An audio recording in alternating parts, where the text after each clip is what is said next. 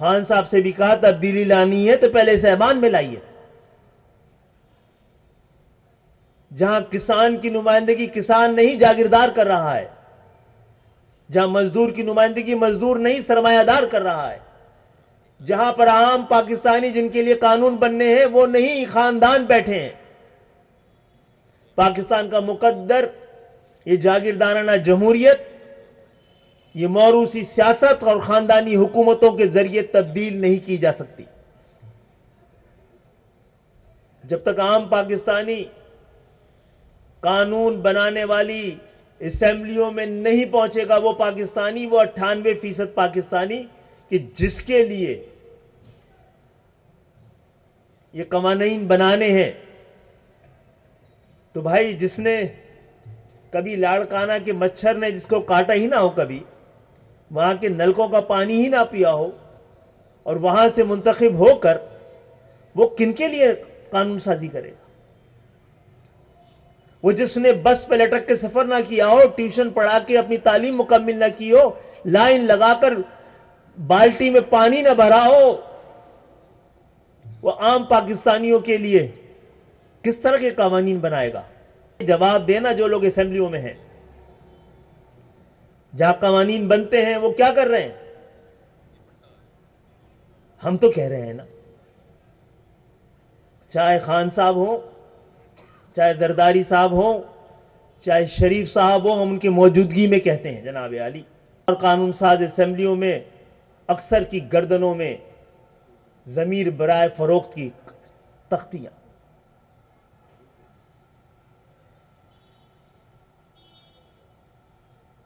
جو مضبوط معاشرے ہوتے ہیں،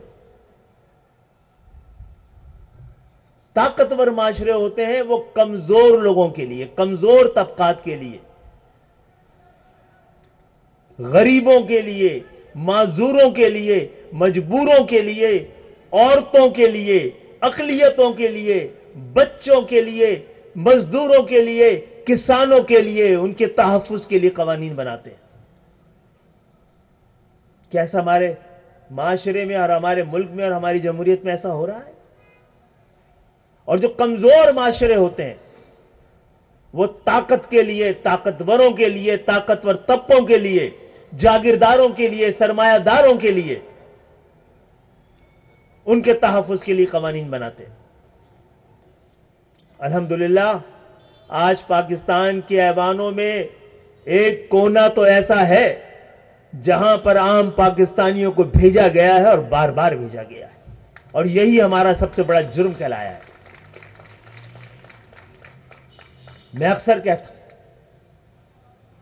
یہ سبھی بیٹھے ہیں، سب کی داستان یہ، میں 4 دفعہ قومی اسمبلی کا رکن بنا ہوں، میں نے 10 روپے بھی خرچ نہیں کیے۔ پاکستان تو کیا، دنیا سیاست میں کوئی ایسی مثال لا کے دیجئے جہاں پر ہم نے ایسے لوگوں کو کہ جو اپنے انتخابات کے بارے میں سوچ بھی نہیں سکتے تھے، ایسے پڑھے لکھے مخلص ایماندار نوجوانوں کو سوتے سے اٹھا کر اور تیار کر کے ایوانوں میں بھیجا ہے۔ 73 کا آئین وہ خود کو ہی محفوظ نہیں رکھ سکا، تو عام پاکستانیوں کو کیسے محفوظ رکھ سکتا ہے؟ پاکستان کو ایک نئے سوشل کانٹریکٹ کی ضرورت ہے۔ امیروں اور غریبوں کے درمیان طے ہونا چاہیے کس کا کتنا حق ہے۔ اگر کسی کو پاکستان سے محبت ہے، سیاسی جماعتوں کے قائدین ایم کیو ایم سمیت یہ فیصلہ کریں، طے کریں گے نہ آئندہ وہ خود کبھی الیکشن میں حصہ لیں گے، نہ ہی ان کا خاندان کبھی الیکشن میں حصہ لے گا۔ آئیے، اب پاکستان جس موڑ پہ کھڑا ہے، آج آپ کی معاشی سپیس بہت کم رہ گئی ہے، ختم ہوتی بھی نظر آ رہی ہے۔ یہ ختم ہوتی بھی معاشی سپیس سیاسی سپیس کو بھی ختم کر دے گی، جبکہ ہم سمجھتے ہیں جمہوریت واحد راستہ ہے جس پہ چل کے پاکستان اپنی منزلوں تک پہنچ سکتا ہے۔ تو اس پاکستان کے لیے بہت مشکل نہیں ہے، بہت آسان ہے، لیکن جاگیردارانہ جمہوریت کے ہوتے ہوئے اگر آپ سمجھتے ہیں کہ جاگیردارانہ جمہوریت کے ہوتے ہوئے جمہوریت اس ملک میں آئے گی تو یہ جھوٹ ہے. یہ ہو ہی نہیں سکتا کہ کسی ملک میں جاگیردارانہ نظام بھی ہو اور وہاں انصاف بھی ہو، وہاں پہ تعلیم بھی ہو، وہاں خواندگی بھی ہو اور وہاں ترقی بھی ہو. کہ جاگیردارانہ نظام جبر پہ، جہالت پہ اور ملائیت پر پلتا ہے. کیا اس طریقے سے انصاف کے اس معیار کے ساتھ کوئی گھر بھی قائم رکھ سکتا ہے؟ ملک کی بات ہی الگ ہے. تو بہرحال علم سب کے لیے، احترام سب کے لیے اور انصاف سب کے لیے.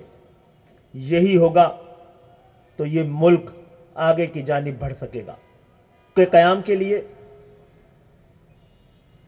اور انصاف کو سب کا حق سمجھنے کے لیے ہم تو تیار ہیں سڑکوں پہ نکل کر اس جد و جہد کو آگے بڑھانے کے لیے. آپ ہمارے پیچھے آنا چاہتے ہیں تو ہمارے پیچھے آئیں، اور ہم بھی تیار ہیں کہ آپ نکلیں تو ہم آپ کا ساتھ دیں. جو کچھ ابھی بلدیاتی انتخابات یہاں کے ہوئے تھے اس میں ایم کیو ایم نے دستبرداری کا اعلان کیا تھا، تو ہماری خیرات سے بہت سے لوگ یہاں پر کامیاب ہوئے ہیں، لیکن یہ کراچی کے جینوین منتخب نمائندے نہیں ہیں.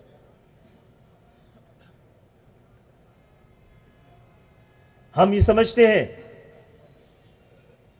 جیری مینڈرنگ کے ذریعے، جعلی حلقہ بندیوں کے بعد، پری پول ریگنگ کے بعد جس نے بھی انتخابات میں، جعلی فراڈ انتخابات میں حصہ لیا ہے، اس نے اس شہر کے ساتھ بے وفائی کی ہے، اپنی قوم کے ساتھ غداری کی ہے. ہم دوبارہ کراچی کو اور سندھ کے شہری علاقوں کو اس کا حق دلانے کے لیے، ان کے نمائندے دلانے کے لیے دوبارہ نئے انتخابات، نئی حلقہ بندیوں اور نئی ووٹر لسٹ کے ساتھ ہم نکلیں گے.